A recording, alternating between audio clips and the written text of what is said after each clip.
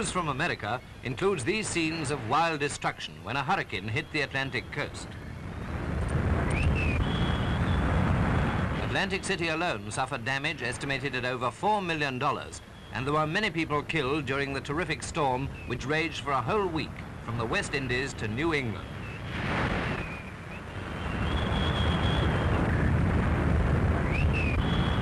At times, the wind reached a velocity of nearly 100 miles an hour, and if some 5,000 people hadn't been evacuated before the hurricane struck the coast, loss of life might have been very much greater.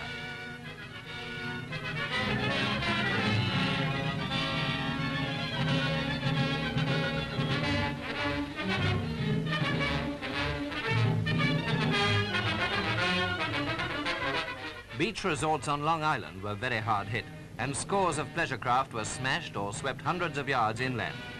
Over 300,000 telephones were put out of commission, and the total damage is put at about $50 million.